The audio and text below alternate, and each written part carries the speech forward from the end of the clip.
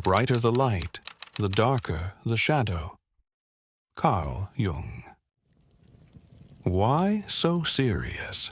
3 words, delivered with a smile that isn't a smile. A performance so chilling, so complete, so utterly convincing that it changed what we thought a villain could be.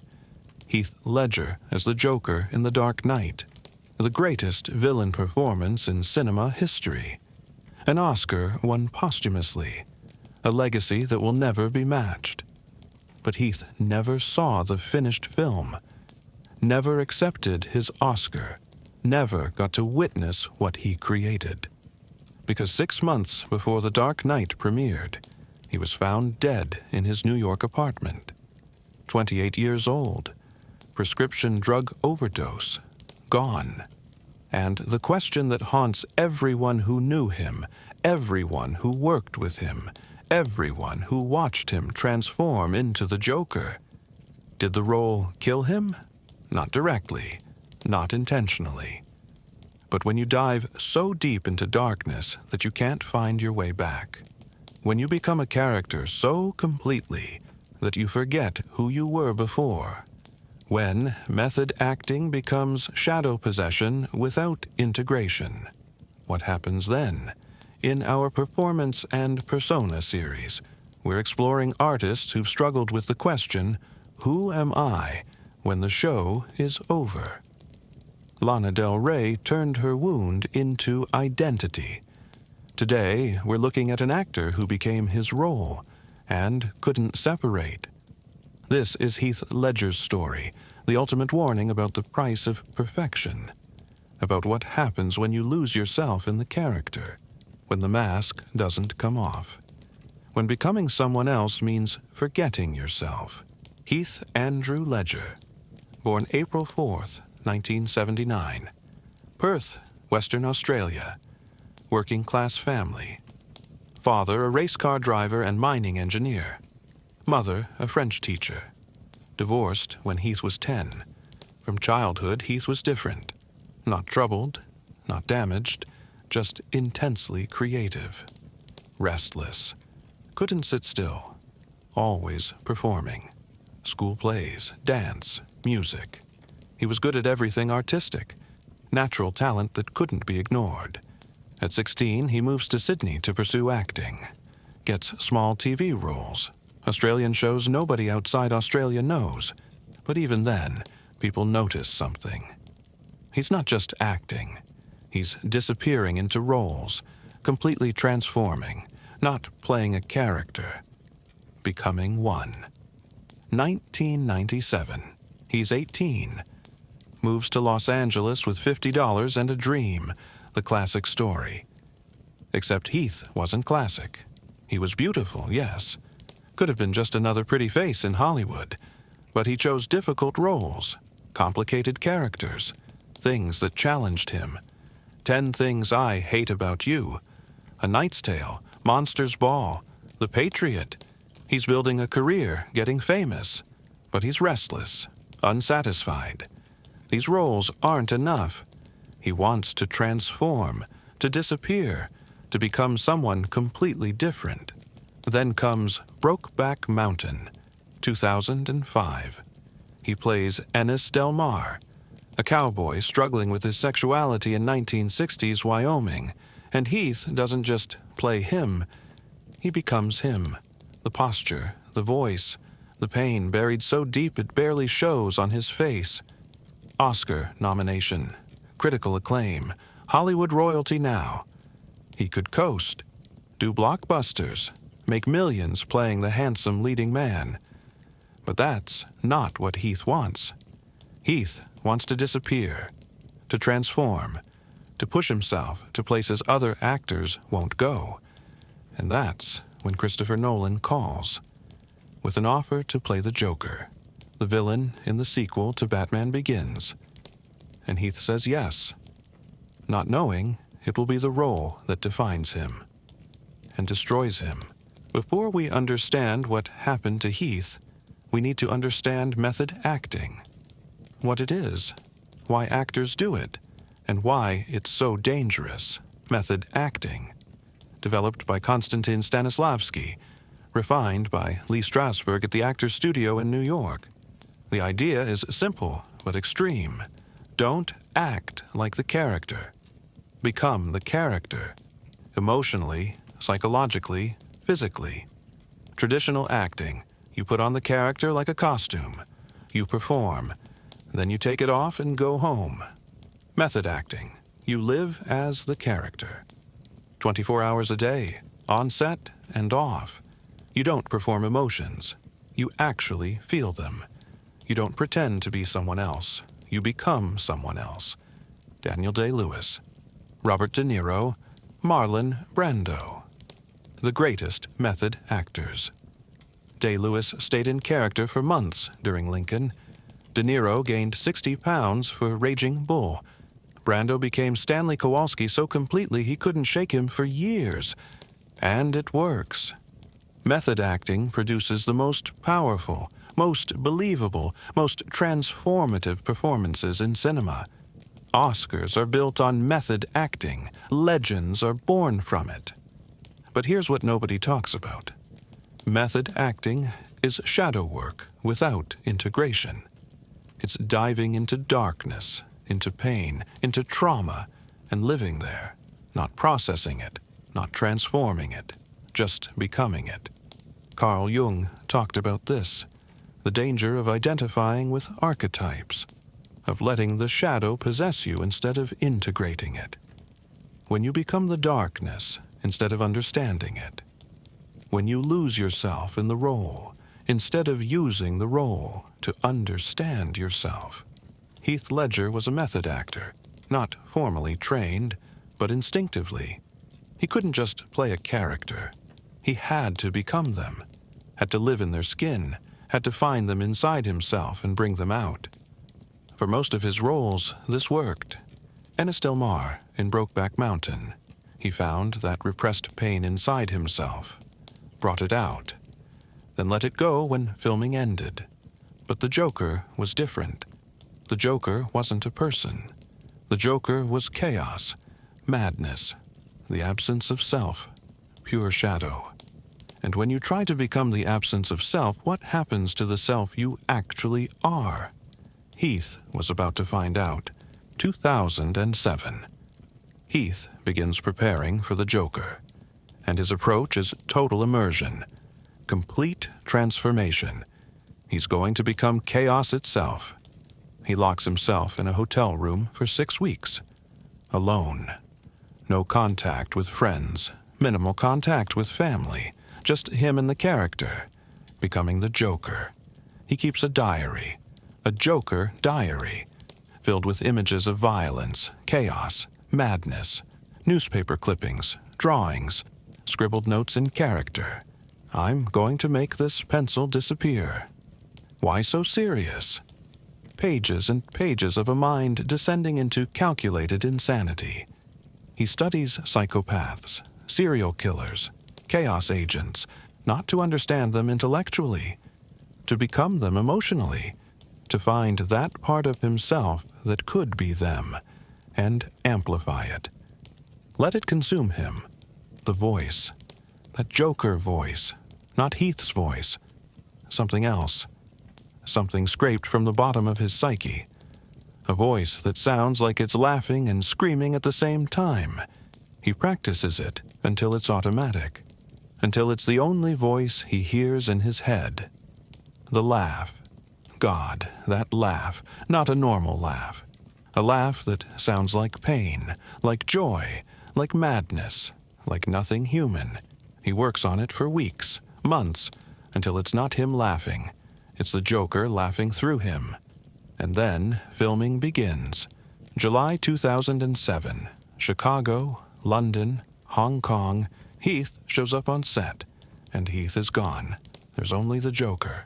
In makeup, in costume, but also in his eyes, in his energy, in the way he moves. The cast and crew are mesmerized, terrified, amazed. This isn't acting. This is possession. Heath has found something inside himself so dark, so chaotic, so completely other that he's become it. and he's not turning it off between takes.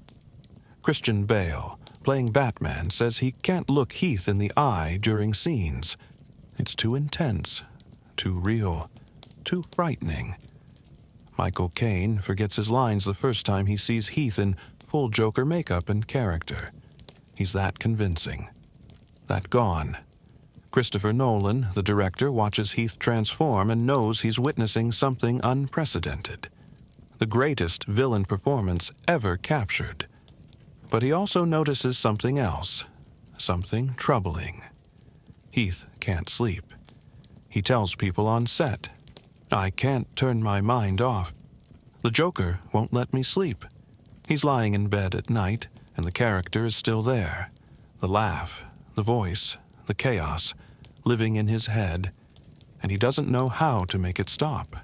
He starts taking sleeping pills, Ambien, to quiet his mind, to find rest. But the pills don't work, or they work for an hour, 2 hours. Then he's awake again, the Joker laughing in his skull. In our Lana Del Rey video, we talked about turning your wound into your identity. Heath did something different. He turned someone else's madness into his reality, and he couldn't find the off switch. Filming wraps. November 2007. Heath has completed his performance. The Joker is captured on film. Perfectly, completely, terrifyingly.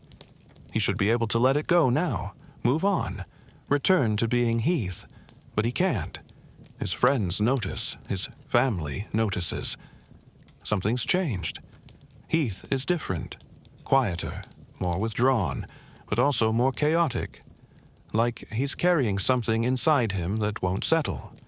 The insomnia is worse, much worse. He's not sleeping more than 2-3 hours a night.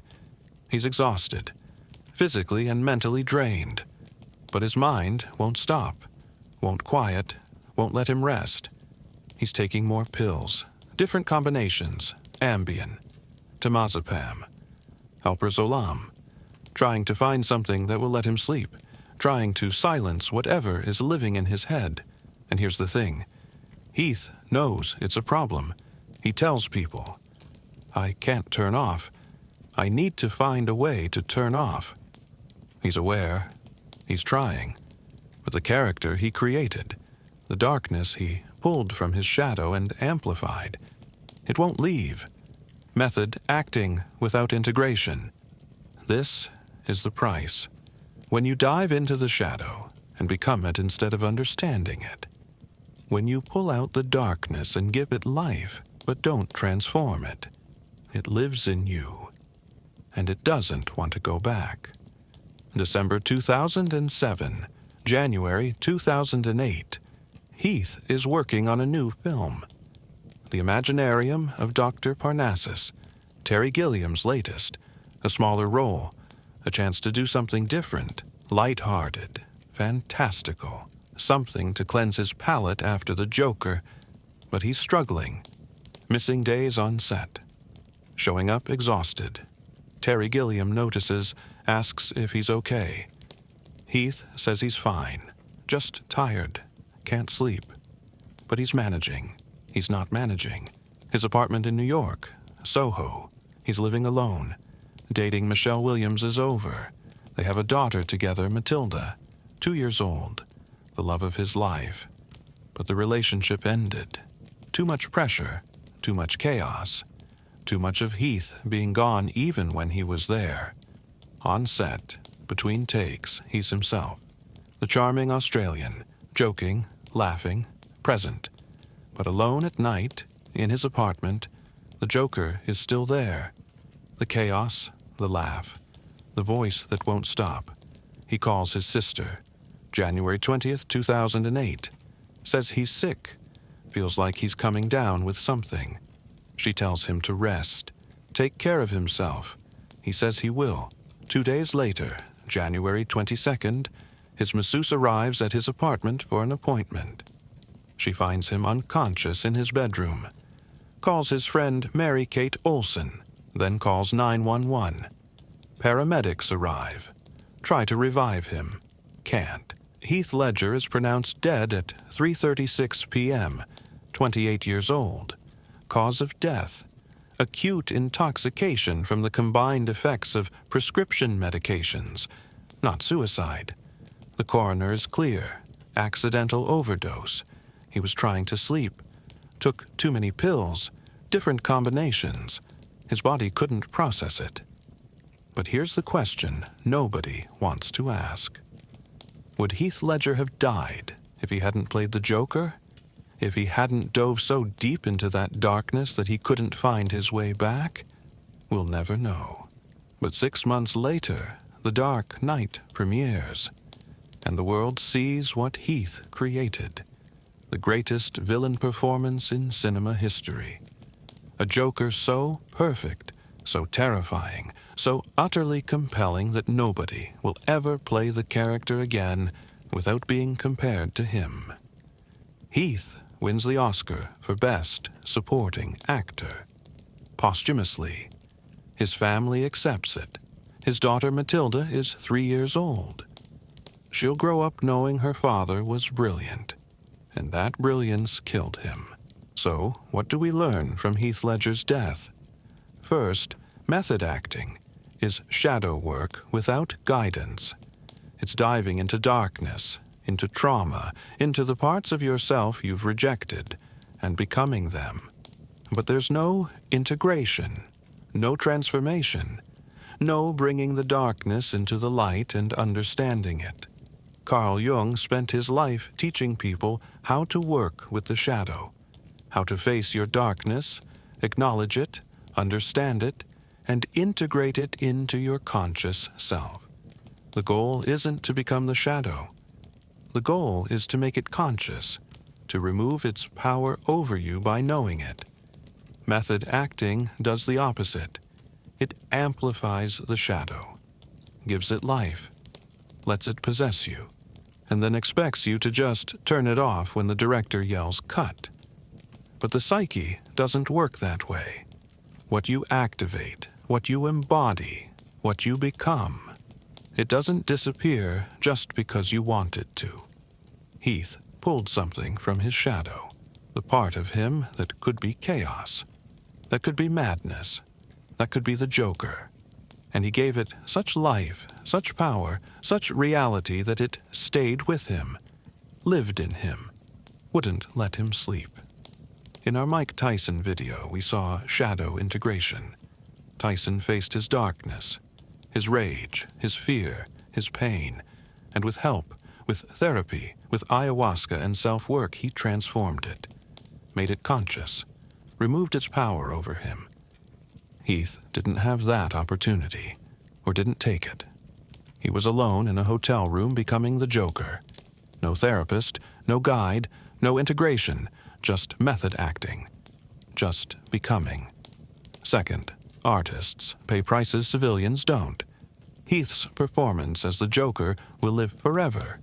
Millions of people have experienced something profound because of what he created. The art is immortal, but the artist is dead at 28. Is that worth it? Heath never got to answer that question. But every artist working at that level has to ask it. How far will I go? How deep will I dive? How much of myself will I sacrifice for the work? In our Lana Del Rey video, we saw an artist turn her wound into her identity. She's still alive, still creating, but still stuck in the wound. Heath went further. He didn't turn a wound into identity. He created a wound, pulled it from his shadow, gave it life, and it killed him. Third, we romanticize suffering for art. We celebrate Heath's commitment, his dedication, his willingness to go that deep. And it was remarkable, unprecedented. The performance proves it, but we don't talk enough about the cost, the insomnia, the pills, the isolation, the inability to separate from the character. The 28-year-old father who died alone in his apartment because he couldn't turn his mind off. Is that the price of great art? Should it be? Heath's death says no. You can be brilliant without being destroyed. You can transform without being consumed. You can do shadow work with integration instead of possession. But Hollywood doesn't teach integration. It celebrates suffering, rewards self-destruction, gives Oscars to people who sacrifice themselves for their art, and then moves on to the next talented young person willing to do the same. Heath Ledger was 28 when he died. His daughter Matilda was 2. She's 19 now. Raised by her mother Michelle Williams. She has her father's looks, his creativity, his restlessness. And she has a question she'll carry her whole life. Did my father have to die for his art? Or did his art die with him? The Dark Knight made over $1 billion. Heath's performance is studied in acting classes, referenced in psychology courses, analyzed in film schools. It changed cinema, changed what a villain could be, changed what performance could be. But Heath never saw it, never knew the impact, never got to grow beyond it. He became the Joker so completely that he couldn't become anything else. Not a father to his daughter, not a partner to Michelle, not even himself. In our previous videos, we've seen different paths. Conor McGregor trapped by his persona, Lana Del Rey trapped by her wound, Joe Rogan operating as trickster through questions, Mike Tyson finding integration through vulnerability. Heath represents something different. The artist consumed by his creation, not possessed by his shadow unconsciously like Elon, but deliberately diving into his shadow and not coming back. The lesson isn't to avoid depth. The lesson isn't to stay safe. The lesson isn't even to avoid method acting. Some actors use it successfully their whole careers. Daniel Day-Lewis is still alive and brilliant. The lesson is integration. Shadow work requires guidance. Diving into darkness requires a way back to light. Becoming a character requires remembering who you are when the character is done. Heath forgot, or couldn't remember. The Joker was too powerful, too real, too consuming, and there was nobody there to help him find his way back. So what's the warning for you? You're probably not a method actor, probably not playing the Joker, but you're doing your own shadow work, facing your own darkness, becoming versions of yourself that serve different purposes. The question is the same. Can you separate? Can you integrate? Can you dive deep and come back? Or are you becoming something you can't turn off? Heath Ledger gave us the greatest villain performance in cinema history, and it cost him everything. His sleep, his peace, his life, his future with his daughter. Was it worth it? The performance lives forever, but Heath is gone. And that's the tragedy. That's the warning. That's the price nobody should have to pay. Make the darkness conscious, Jung said. Don't let it possess you. Heath made the darkness real, and it consumed him. If you want to understand method acting, shadow work, and the dangers of transformation without integration, I recommend a few books. Man and His Symbols by Carl Jung is the foundation. How the Shadow Works. Why integration is essential. How to make the unconscious conscious without being possessed by it. The Actor's Art and Craft by William Esper with Damon DeMarco is about Meissner technique and method acting. How actors transform. The process. The risks. Essential for understanding what Heath was doing. Respect for Acting by Uta Hagen is a classic text on acting craft. How to embody characters without losing yourself. How to transform safely. Written by someone who did it for 60 years. An Actor Prepares by Konstantin Stanislavski is where method acting began.